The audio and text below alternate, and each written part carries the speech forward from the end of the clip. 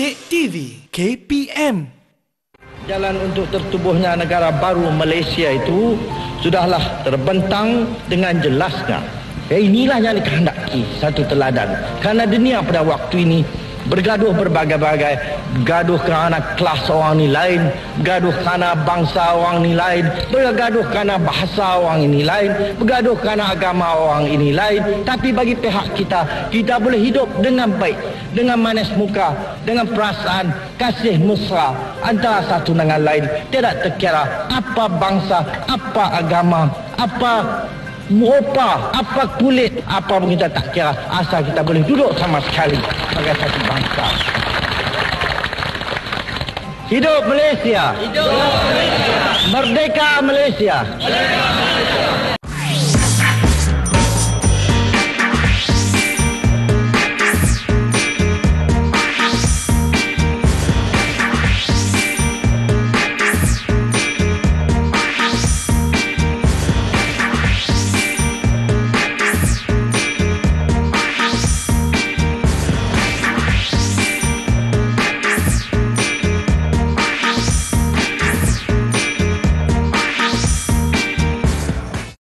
Assalamualaikum warahmatullahi wabarakatuh dan salam sejahtera diucapkan kepada seluruh penonton Didik TV KPM. Anda bersama saya Aiman Sufian Azman pada hari ini dalam slot menengah atas dalam mata pelajaran sejarah tingkatan 5. Apa khabar penonton-penonton sekalian?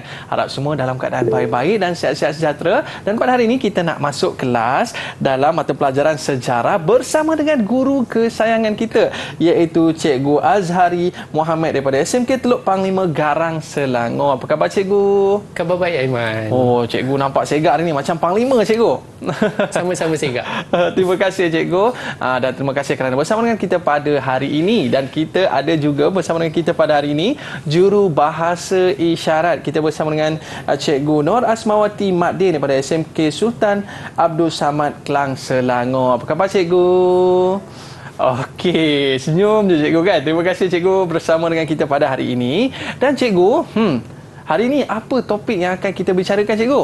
Okey, topik yang kita akan bincangkan pada hari ini Aiman berkaitan tentang pengisytiharan Malaysia. Wow, tadi pun kita dah dengar tadi ucapan daripada pemimpin kita cikgu, memberikan semangat kepada kita untuk mempertahankan lagi negara kita. Betul cikgu? Betul. Dan bukan saya seorang je cikgu, murid cikgu pada hari ini, ada lagi murid-murid yang akan bersama dengan kita pada hari ini. Dan kita nak minta cikgu lah untuk perkenalkan murid-murid kita yang bersama dengan kita pada hari ini. Hai, Assalamualaikum semua. Okey, silakan cikgu. Okey Aiman, saya perkenalkan yang pertama Puteri Batrisha dari SMK Teluk Panglima Garang. Okey, lambai sikit Batrisha. Okey, yang kedua kita ada adik Siti Nur Iman Nadira. Okey, dan yang ketiga kita ada adik Nur Raudah.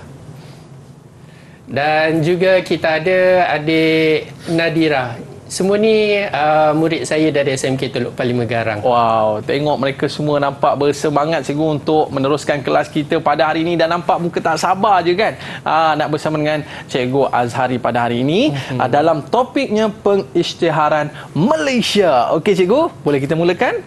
Okey, terima kasih cikgu Aiman.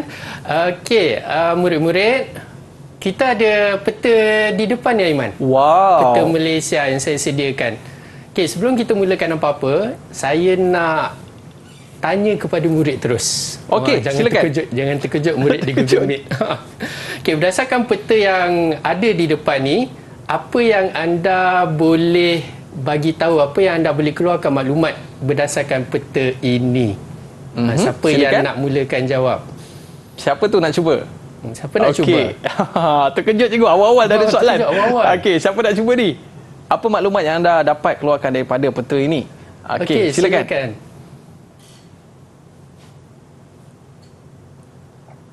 Sebuah negara yang mempunyai rakyat yang berbilang kaum. Betul. Terima kasih Iman. Ya, ini peta Malaysia. Kita ada rakyat yang berbilang kaum. Selain Iman, siapa lagi yang nak keluarkan maklumat? Silakan. Sebuah negara yang terbentuk pada 16 September 1963.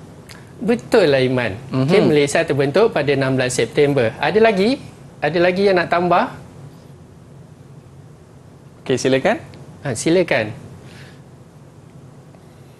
juga sebuah negara yang mempunyai pelbagai agama, budaya dan kaum. Ya, betul itu. Okey. Itulah cikgu. apa yang boleh kita rungkaikan dari peta ini, negara kita sebenarnya. Tapi Aiman, sebelum kita melangkah ke pengisytiharan Malaysia, kita nak tahu jugalah sebenarnya siapa yang mencadangkan pembentukan sebuah negara baharu. Sebenarnya ada beberapa tokoh pegawai British dan juga tokoh tempatan yang mencadangkan sebuah negara yang baharu sebelum kita merdeka dan juga selepas kita merdeka. Sebenarnya Aiman, murid-murid di rumah, murid-murid di Google Meet, idea pembentukan Malaysia dah lama dicadangkan oleh tokoh pegawai British itu sendiri. Okey, kalau kita tengok kat sini, kita ada Sir Malcolm Macdonald. Sir Malcolm Macdonald awal lagi, seawal 1938 telah mencadangkan penggabungan Sarawak, Sabah, negeri-negeri Melayu dan juga negeri-negeri Selat, Aiman, supaya mereka, kerajaan British penjajah ini, senang nak mentadbir ke empat buah wilayah ini. Sebab itu dia mencadangkan penggabungan ini. Okey, selain itu kita ada Sir Geoffroy Tory. Sir Geoffroy Tory pula mencadangkan Singapura disatukan dengan Persekutuan Tanah Melayu. Okey, cadangan Sir Geoffroy Tory tanpa Sarawak dan Sabah. Kerana Sir Geoffroy Tory kata kalau kita dapat gabungkan Singapura dengan Tanah Melayu, lebih menguntungkan mereka. Sebab itu dia nak mencadangkan penggabungan dua ini. Okay, dan kemudian itu dari tokoh-tokoh pegawai British, kita ada beberapa lagi tokoh yang lain. Dan kita ada tokoh tempatan juga. Antaranya kita ada Dr. Burhanuddin Al-Helmi, yang mana cadangan Dr. Burhanuddin Al-Helmi ni berlainan sikit dengan cadangan Malcolm Macdonald dengan Sir Geoffroy Tory. Dr. Burhanuddin mencadangkan konsep Melayu Raya, Aiman. Yang mana beliau mencadangkan penggabungan Tanah Melayu dengan Indonesia. Tapi cadangan itu tak dapat dilaksanakan kerana Indonesia dah terlebih awal merdeka. Tapi tak ajak kita.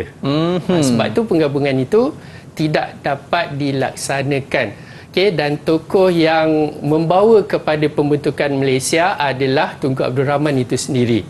Sebelum kita merdeka, 1955, sebenarnya Tunku Abdul Rahman dah mencadangkan untuk menggabungkan Singapura, Sarawak, Sabah dan masuk sekali Brunei sebelum kita merdeka lagi.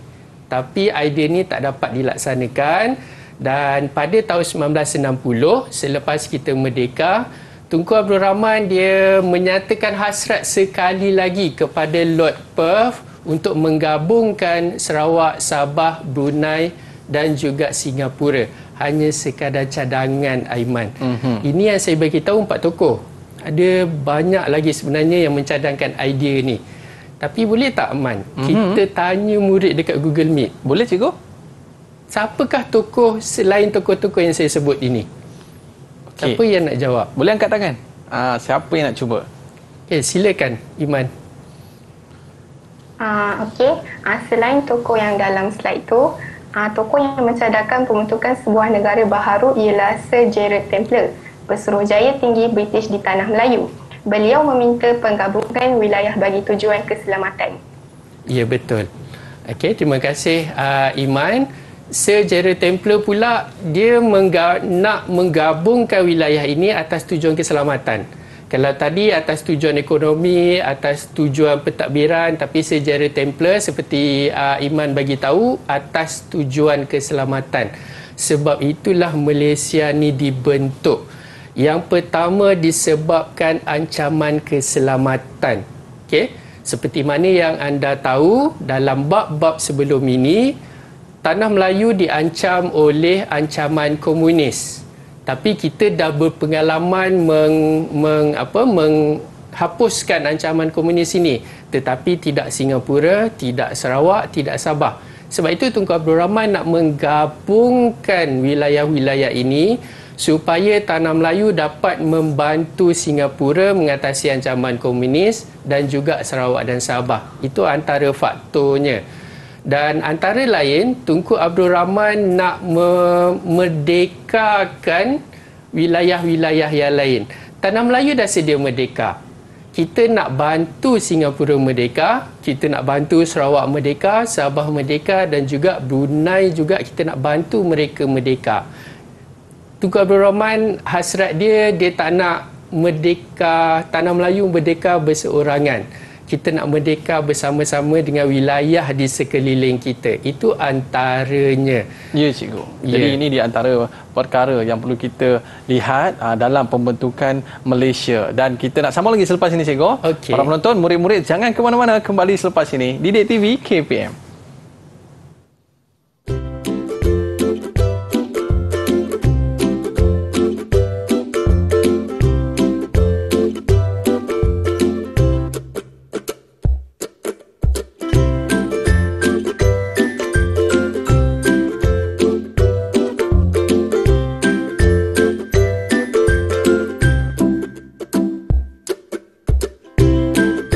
Baiklah, kembali bersama saya Aiman Sufian Azman di Didik TV KPM. Pada hari ini dalam slot menengah atas dalam mata pelajaran sejarah tingkatan 5 bersama dengan kita Cikgu Azhari. Okey cikgu, untuk slot pada kali ini apakah yang akan cikgu kongsikan? Silakan.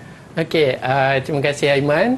Okey, murid-murid sekalian, untuk segmen kali ini kita akan lebih membincangkan kepada langkah-langkah membentuk sebuah negara yang baru, iaitu Malaysia kita. Okay, dan ada beberapa langkah. Kalau anda rujuk kepada buku teks, kita ada 6 langkah yang telah dibincangkan di dalam buku teks. Yang pertama, iaitu lawatan. Apa-apa sahaja yang kita buat, perkara-perkara yang baharu, mestilah kita nak menerangkan tentang perkara baharu tersebut. Okay, dan apa yang kita buat sekarang ni, cara yang pertama adalah mengadakan siri lawatan. Kita ada beberapa siri lawatan yang dibuat oleh Tunku Abdul Rahman sendiri. Tunku Abdul Rahman telah pergi ke Sarawak dan juga Brunei untuk menjelaskan sebenarnya Malaysia tu apa, Aiman. Okay, sebenarnya penduduk tak faham. Nak buat negara baru, mereka tak tahu sebab benda baru. Ya, betul, kita cikgu. Kalau benda baru pun kita macam was-was. Jadi Tunku Abdul Rahman turun padang sendiri menerangkan Malaysia itu apa. Okay, kita juga ada Datuk Bandar Abah Haji Mustafa. Kita ada Temenggung juga, Donald Stephen. Datuk Mustafa pun datang sendiri ke Persekutuan Tanah Melayu. Sebab mereka kata kalau kita nak bergabung, kita nak tengok Tanah Melayu ni dah maju ke belum. Baru dia decide. Betul. Jadi mereka turun ke Tanah Melayu untuk meninjau kemajuan yang telah dilakukan oleh Tanah Melayu. Yang ketiga, kita ada juga Tunku Abdul Rahman sendiri turun pada tahun 1962, turun ke Sabah dan Sarawak untuk menjelaskan sekali lagi Malaysia itu apa. Dan yang terakhir, Dr. Burhanuddin dan juga Ghaffar Baba juga telah turun ke Sabah dan Sarawak untuk menerangkan tentang Malaysia. Jadi di sini kita tengok ada kesepakatan antara pemimpin. Pemimpin sendiri kena faham idea Malaysia itu apa, dan mereka sebenarnya adalah antara golongan yang pertama kena bersetuju, Man. Sebelum rakyat. Mereka kena setuju dulu. Kalau pemimpin tak setuju, macam mana rakyat nak memberikan sokongan mereka? Itu cara yang pertama. Okey, cara yang kedua, kita wujudkan jawatan kuasa setiakawan. Okey, yang mana jawatan kuasa setiakawan ini diwakili oleh pemimpin Persekutuan Tanah Melayu, Singapura, Sarawak dan juga Sabah. Okey, dan mana-mana jawatan kuasa sebenarnya, Aiman, kita mesti ada ketua kan? Betul, kita ada pengerusi. Jadi saya nak tahulah, Man, hasil daripada pembacaan murid-murid di Google Meet, siapakah pengerusi bagi jawatan kuasa setiakawan? Okey, boleh angkat tangan? Silakan. Ya, silakan. Pengerusi Jawatan Kuasa Setiakawan Malaysia ataupun JSKM ialah Donald Stephens. Ya, betul. Ya. Okay, Donald Stephen. Jadi Aiman, sebenarnya dari tadi saya terlupa. diorang ni dah bagi jawapan hasil daripada bacaan dia sebelum ini. Apa kata kita bagi ganjaran, Man? Oh, betul lah cikgu. Saya nak bagi ganjaran ni. Kita bagi ada ganjaran botol-botol kita. Untuk Tengok. Raudah tadi. Raudah cikgu Raudah. Okey, saya nak bagi markah untuk Bukan senang Raudah. nak ingat nama donor Stephen ni. Betul cikgu. Apa kata kita bagi 2 terus? 2 cikgu. 2. Okey, 1 dan 2. Okey, Raudah dah 2 dah. 2 untuk Raudah. Baik cikgu, Okay, boleh kita jadi teruskan? tujuan JSKM ni sebenarnya kita nak fahamkan lagi, fahamkan kepada rakyat-rakyat wilayah-wilayah yang terlibat ni, Malaysia tu apa? Kenapa kita kena bergabung? Kenapa mereka kena menyokong pembentukan Malaysia ini? Okay? Dan antara tujuan dia juga untuk meyakinkan penduduk Sarawak dan Sabah untuk menerima idea Tunku Abdul Rahman ini. Sebab kita agak terpisah jauh dengan Sarawak dan Sabah. Mereka tak tahu kita, kita tak tahu mereka. Jadi kita kena yakinkan mereka tentang idea ini. Itulah tujuan JSKM. Dan juga kita nak menyediakan JSKM ini, nak menyediakan ruang perbincangan. Jika kita bergabung, awak nak apa? Apa kami dapat? Apa kami nak? Apa awak dapat? Kita berbincang bersama-sama sebab kita nak jadi sebuah keluarga besar ni sekarang. Okay, kita tak nak ada dendam-dendam kesumat, tak nak. Okay, sebab tu kita nak berbincang. Okay, dan kita juga jawatan kuasa Setiakawan ini juga nak mengumpulkan pandangan-pandangan penduduk ini. Okay, kita nak membentuk sebuah keluarga yang besar. Kita pun nak tahu apa isi hati mereka, apa hasrat mereka, dan juga kita pun nak bagi tahu apa hasrat kita kalau kita nak bergabung. Kita juga, JSKM juga tujuan dia nak menyebarkan maklumat berkaitan pembentukan Malaysia ini.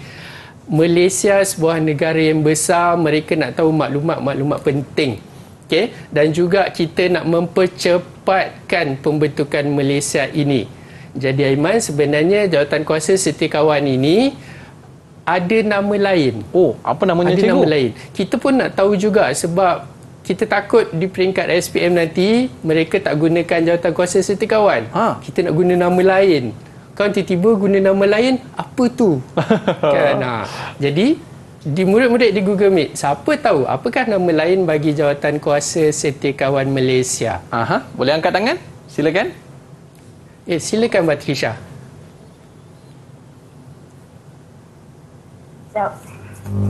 Jawatan Kuasa Perundingan Perpaduan Malaysia, JPPM. Ya, betul. Jawatan kuasa Perundingan Perpaduan Malaysia.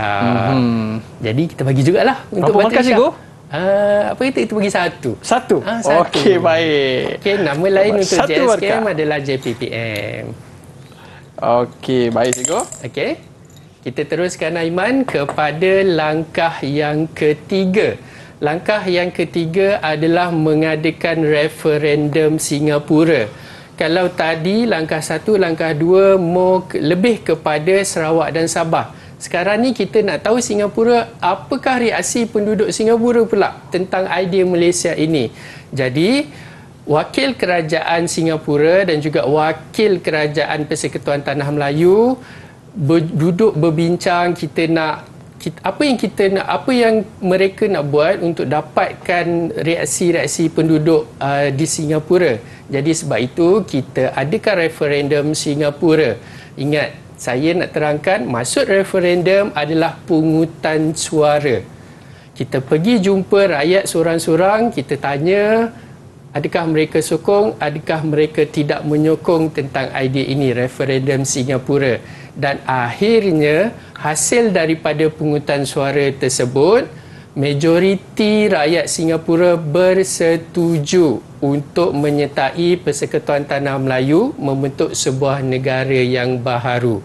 Tapi Aiman, ya cikgu, adakah sebelum kita buat referendum Singapura ni kita berunding antara satu sama lain? Apa kata kita tanya murid-murid kita? Google Meet. Siapa nak cuba? Sila angkat tangan. Okey, silakan Iman. Ya, rundingan diadakan sebelum referendum Singapura diadakan antara Kerajaan Persekutuan Tanah Melayu dan Singapura. Ya, betul. Okey, satu ganjaran untuk Iman. Okey, satu ganjaran untuk Iman. Okey, kita terima kasih Aiman. Jadi pembantu yang baik hari ini. Jadi kita buat rundingan dulu sebelum kita laksanakan referendum. Langkah yang ketiga. Langkah yang keempat lebih kepada rundingan London. Sekarang ni perbincangan antara pihak kita dengan pihak British, pihak kerajaan British. Sebab itu kita adakan rundingan London dan rundingan tersebut di penghujungnya menghasilkan kata sepakat yang mana mereka bersetuju untuk menubuhkan sebuah Suruhanjaya bagi meninjau reaksi penduduk Sarawak dan Sabah. Kalau lihat di sini, sebenarnya awal tadi Sarawak Sabah, yang second Sarawak Sabah. Ini kali ketiga kita tinjau reaksi penduduk Sarawak dan Sabah. Dan ini sama cikgu? Ya, sama di depan tu Aiman. Macam depan kita ni. Ya, itu adalah surat yang ditulis oleh Tunku Abdul Rahman sendiri kepada Lord Lansdowne di London. Okey, itu suratnya lah, contoh surat asli tu Aiman. Tulisan tanda tangan Tunku Abdul Rahman pun ada di situ. Okey, surat. Okey, yang itu langkah yang keempat.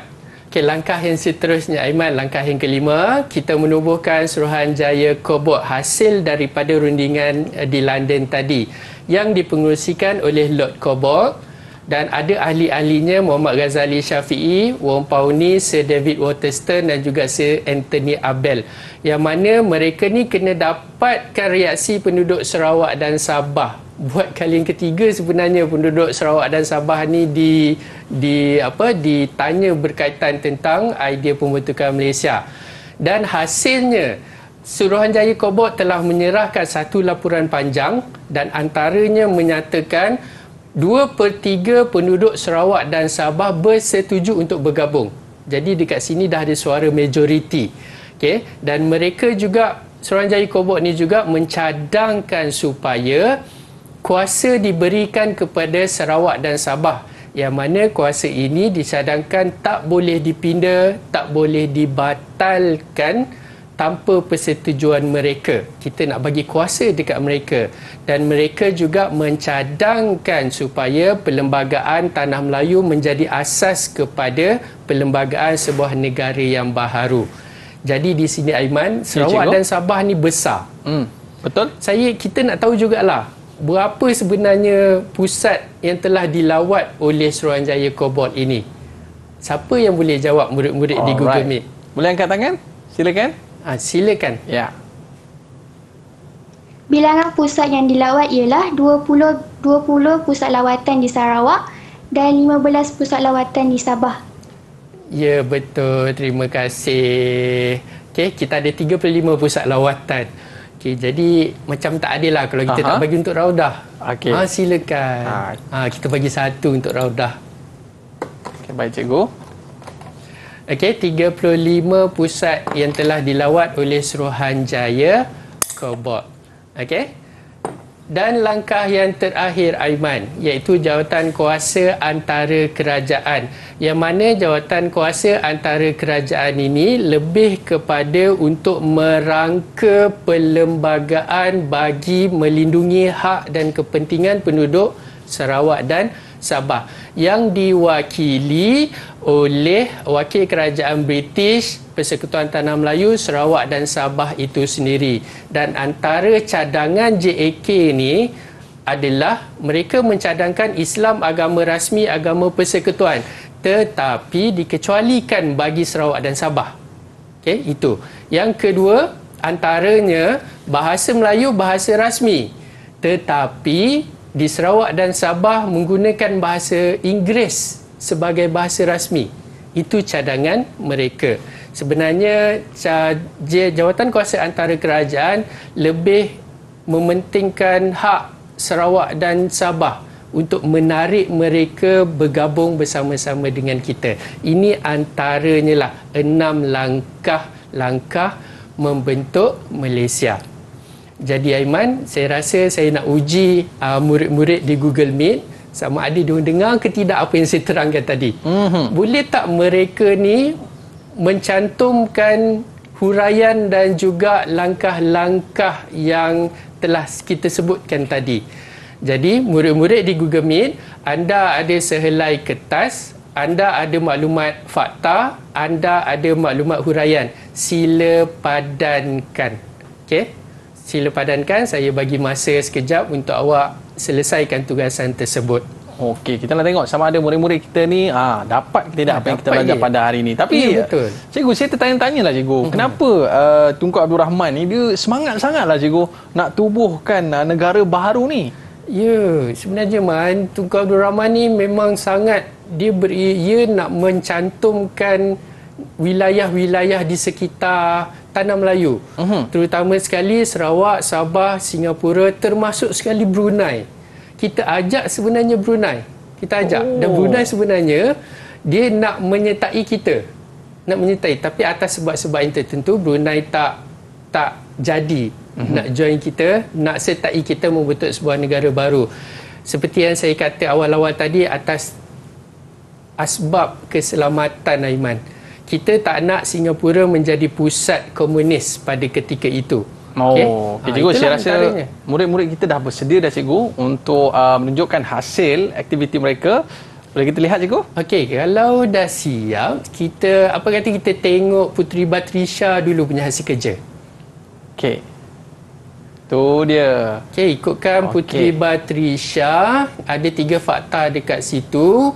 Kalau tak silap dari pandangan saya, semua lengkap kat situ. Okey. Terima kasih Batrisya. Yang kedua, kita tengok Iman punya jawapan. Okey, silakan.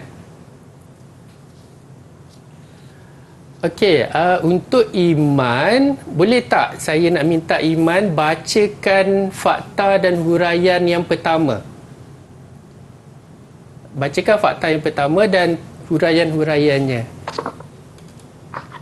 Faktanya, menubuhkan Jawatan Kuasa Setia Kawan Malaysia JSKM dipengerusikan oleh Donald Stephen. Beliau mengumpulkan pandangan tentang pembentukan Malaysia dan memberikan kefahaman kepada pemimpin tentang pembentukan Malaysia. Ya, betul. Okey, terima kasih Iman. Itu fakta yang pertama. Jadi seterusnya saya nak tengok Nadirah. Okey, Nadira, cuba bacakan fakta yang ketiga dan padanan huraian awak.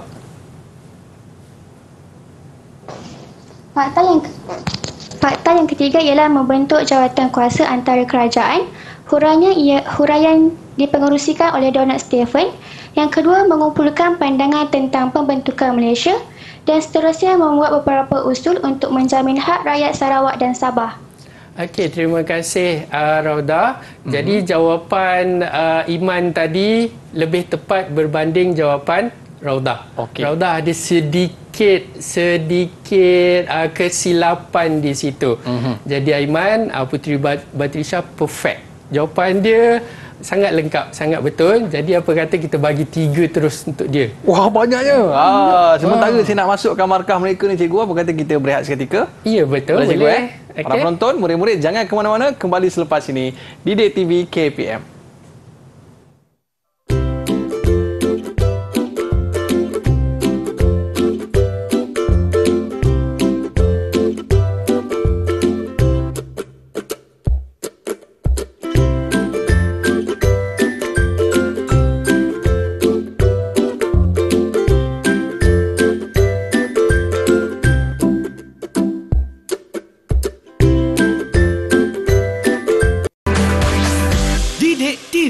KPM.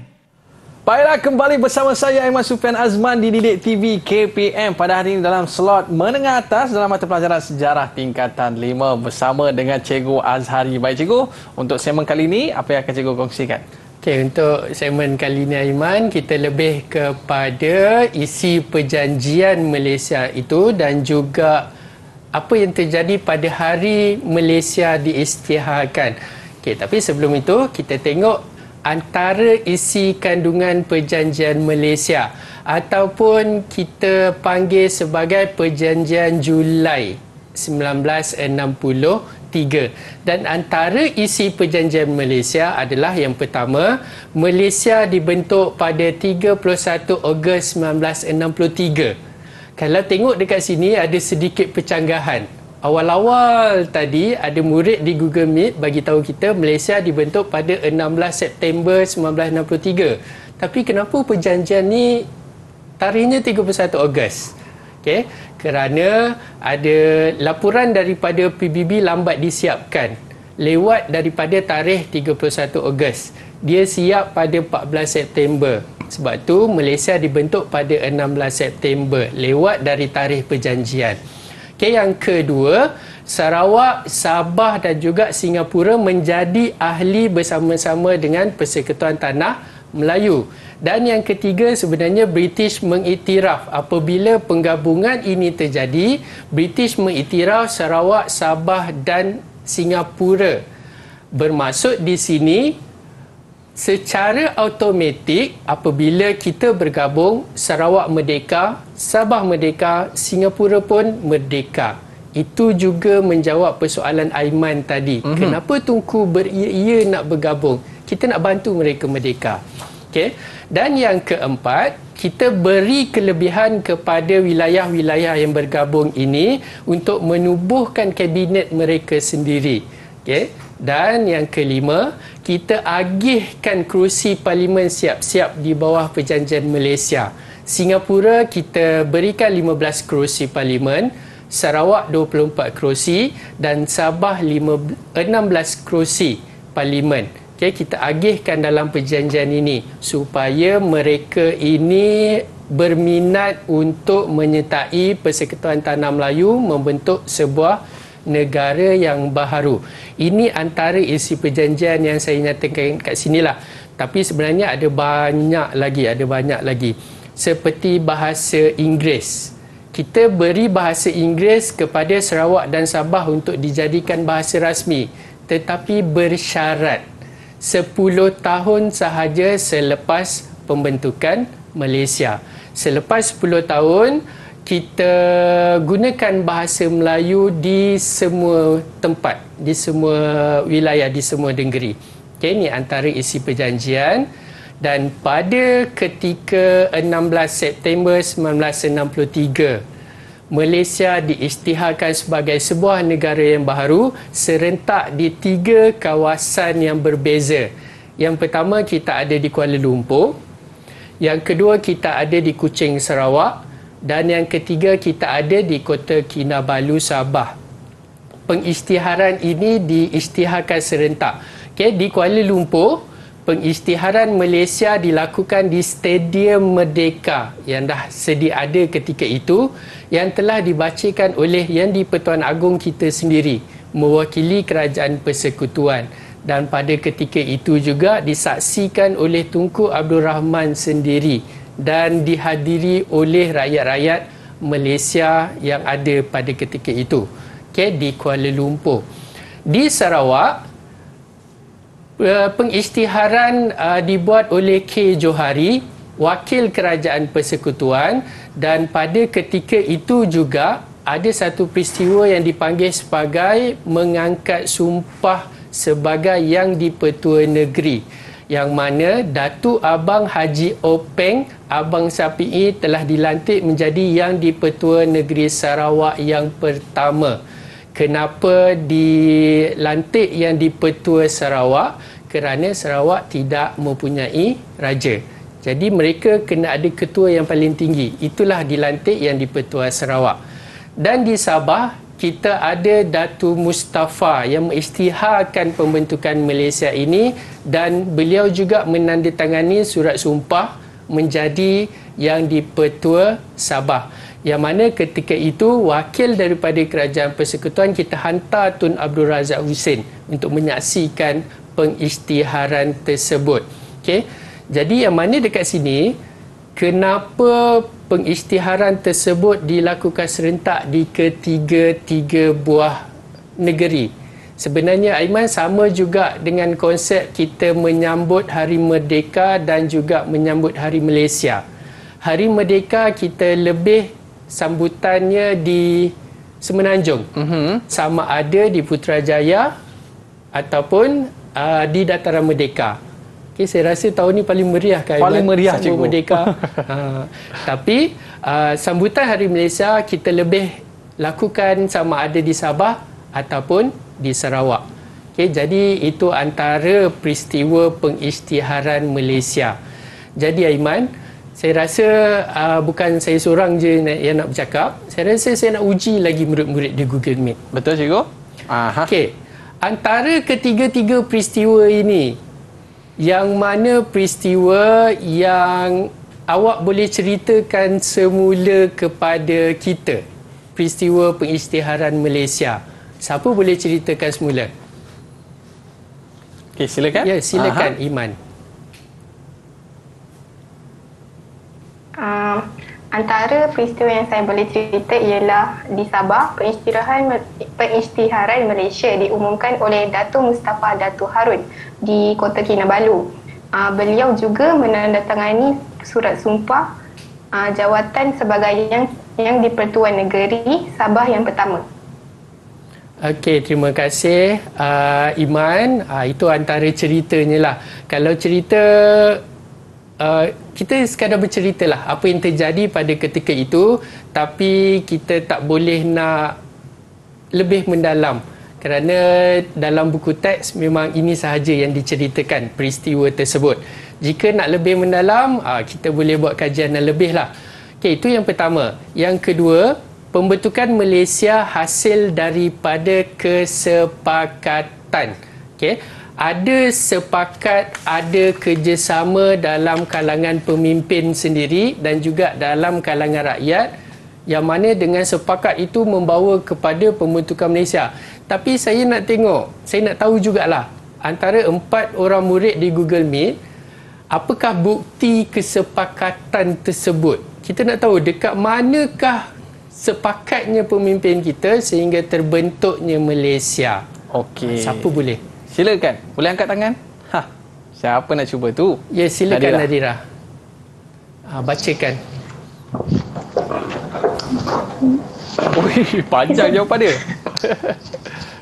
Kesepakatan dalam kalangan pemimpin dan rakyat membawa kepada pembentukan Malaysia kerana kerjasama yang ditunjukkan dapat meyakinkan dan memberikan kefahaman yang jelas berkaitan pembentukan Malaysia seperti yang dilakukan oleh Jawatankuasa Serta Kawan Malaysia. Kesepakatan di antara mereka membolehkan sokongan diperolehi dalam membentuk sebuah negara baharu.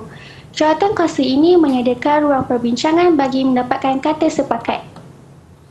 Okey, terima kasih Nadira.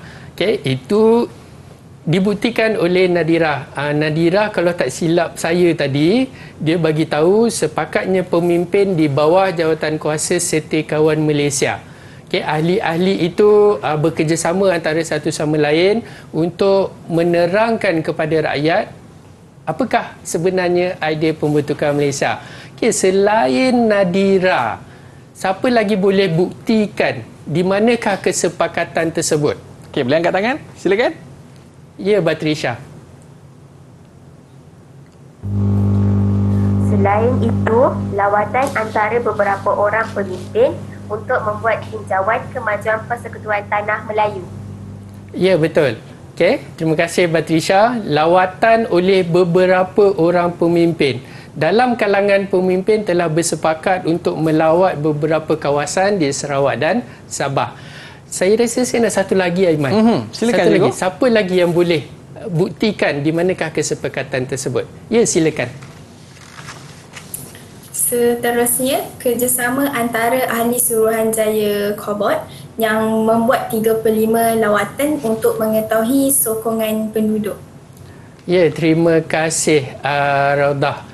Suruhanjaya Kobot, pemimpin-pemimpin ahli-ahli Suruhanjaya Kobot juga bersepakat untuk turun padang. Jadi di situ wujudnya kesepakatan. Jadi Aiman, tadi saya rasa siapa tadi, saya takut silap lagi ni. Nadira. Nadira dia lebih detail. Jadi kita bagi lebih banyak lah. Kita bagi dua. Dua, cikgu? Okey, Nadira kita bagi dua.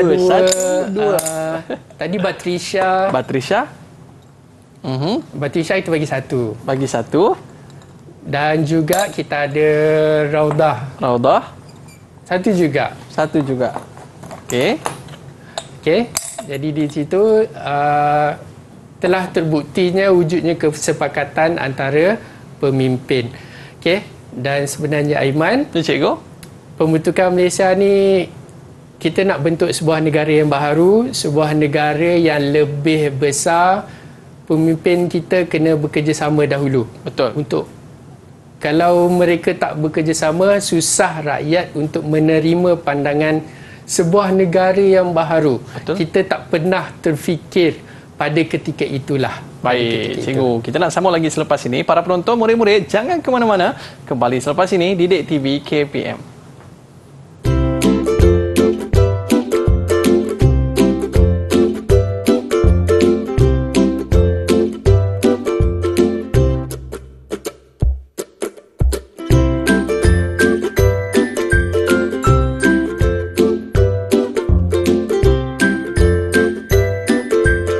Baiklah, kembali bersama saya Aiman Sufian Azman di Didik TV KPM. Pada hari ini dalam slot menengah atas, mata pelajaran sejarah tingkatan 5. Baik cikgu, untuk segmen kali ini, apa yang akan cikgu kongsikan? Okey, untuk segmen yang terakhir ini, saya lebih kepada untuk menguji kefahaman dan daya ingatan murid-murid di Google Meet lah, apa yang telah mereka belajar setakat ini.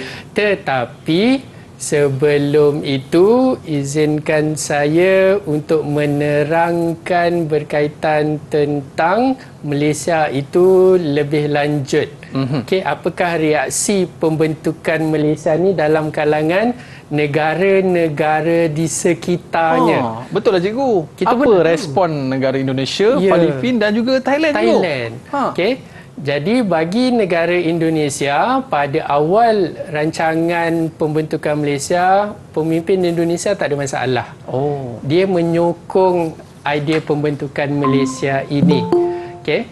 Jadi tak ada masalah, cumanya yang bermasalah selepas itu. Pada awal-awal idea ini dikemukakan, pemimpin Indonesia tak ada masalah. Pemimpin Filipina dia agak kurang bersetuju dengan idea pembentukan ini. Kerana bagi mereka menyatakan Sabah itu adalah milik mereka. Sebab itu mereka tak bersetuju dengan idea ini. Pemimpin Thailand pun tak ada masalah. Untuk yang Brunei, seperti yang saya kata tadi, pemimpin Brunei, Sultan Brunei sendiri ingin menyertai pembentukan Malaysia. Tapi Aiman, ada seorang individu ni yang menyebabkan Brunei menarik diri daripada bergabung dengan kita. Alamak. Aiman rasa-rasa siapa? Siapa ya? Kena minta bantuan murid-murid kita lah. Ada yang tahu tak? Tak ada sebenarnya Aiman. Nama orang itu sama dengan nama saya. Oh, ya ke? Okey, yang menyebabkan Brunei menarik diri daripada bergabung dengan kita adalah AM Az-Zahari. Bukan cikgu Bukan cikgu. Bukan cikgu, okey. Jangan cakap saya baik. Saya bukan pemberontak. Baiklah cikgu. Jadi, apa aktiviti yang kita nak buat bersama dengan murid-murid kita ni cikgu? Okey, jadi saya telah sediakan beberapa soalan yang berbentuk objektif. Jadi, saya nak murid-murid di Google Meet. Okey, saya bacakan dulu soalan yang pertama. Apakah konsep gagasan Malaysia? Dari awal tadi kita bercerita tentang Malaysia. Gagasan Malaysia itu apa? Adakah A, kerjasama antara negeri? Adakah B, kemerdekaan bersama? Atau C, gabungan wilayah? Ataupun D, pengukuhan kedaulatan? Siapa nak cuba jawab soalan ni? Okey, silakan. Ya, silakan. Jawapannya C, gabungan wilayah.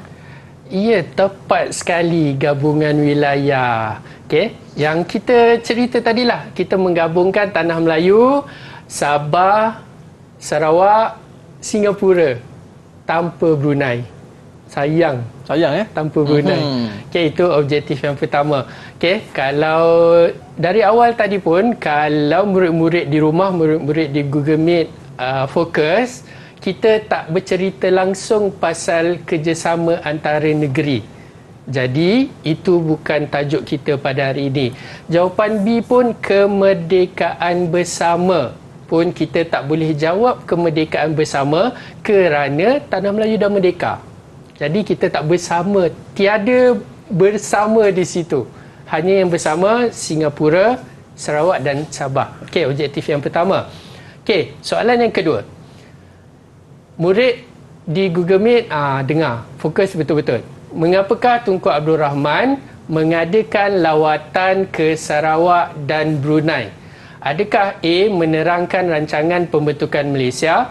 Adakah B. Tunku Abdul Rahman nak memujuk pemimpin menyertai Malaysia? Adakah C. mendapatkan sokongan pembentukan Malaysia? Ataupun D. untuk mengumpulkan pandangan pembentukan Malaysia? Siapa nak cuba jawab soalan ni? Okey. Silakan. Patricia. Jawapan dia A, iaitu menerangkan rancangan pembentukan Malaysia. Ia tepat sekali. Tunku Abdul Rahman dia pergi melawat ke Sarawak dan Brunei untuk terangkan rancangan beliau. Apa yang ada dalam minda beliau, idea dia. Dia nak terangkan. Tak mungkin Tunku Abdul Rahman, kerabat diraja, pemimpin atasan, dia turun padang untuk kumpulkan pandangan. Okay. Untuk kumpulkan pandangan, jawapan D ni lebih kepada jawatan kuasa yang ditubuhkan. Okay, terima kasih Batrisha. Okay, yang seterusnya. Okay, soalan berbentuk aneka pilihan. Apakah jawatan kuasa kecil dalam jawatan kuasa antara kerajaan? Dalam JAK, ada jawatan kuasa kecil yang telah ditubuhkan. Adakah yang pertama perkhidmatan awam? Adakah dua organisasi jabatan? Adakah tiga Suruhanjaya Kobot? Dan empat rundingan London? Kita ada pilihan A, B, C, D. A 1 dan 2, B 1 dan 4, C 2 dan 3 dan D 3 dan 4. Siapa yang nak cuba jawab? Silakan. Siapa nak cuba? Sila angkat tangan. Ya, silakan. Alright. Jawapannya A, iaitu perkhidmatan awam dan organisasi jabatan. Okey, terima kasih Raudah. Perkhidmatan awam dan juga organisasi jabatan. Okey, kalau murid-murid semua fokus dari awal tadi, sebenarnya perkara ini kita tak bincangkan, jawatan kuasa kecil kita tak bincangkan. Tapi kalau anda fokus, anda boleh tahu Suruhanjaya Kobot bukan jawatan kuasa kecil. Dia induk yang besar. Rundingan London pun sebenarnya kita tak boleh nak jawab rundingan London sebab dia bukan jawatan kuasa. Dia hanya sekadar rundingan antara dua pihak. Okey, objektif yang ketiga. Bagus sekali. Yang nombor dekat tepi tu apa dia cikgu? BTB 5M 102. Ini sekadar rujukan je lah. Rujukan okay, je rujukan buku teks bab 5 muka surat berapa. Oh, baik cikgu. Kalau saya selalu suka kalau buat soalan objektif, ada benda ni lah, buku teks bab berapa, muka surat berapa, supaya murid-murid ni senang nak rujuk. Nak rujuk. Okey. Bukan sekadar, menarik sangat cikgu. Bukan sekadar menjawab macam tu lah, kita rujuklah juga buku. Okey, boleh satu lagi Aiman? Sila cikgu. Okey, satu lagi.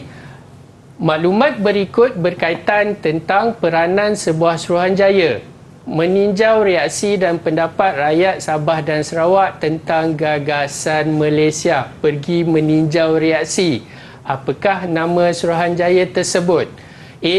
Suruhanjaya Red, B. Suruhanjaya Diraja, C. Suruhanjaya Kobot, ataupun D. Suruhanjaya Pilihan Raya.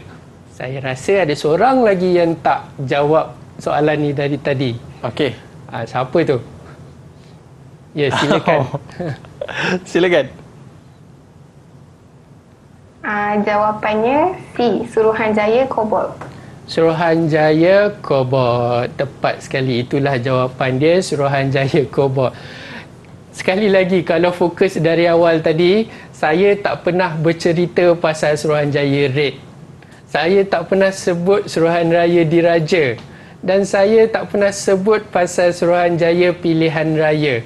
Kerana jawapan A, jawapan B, jawapan D ni sebenarnya bukan pada bab ini.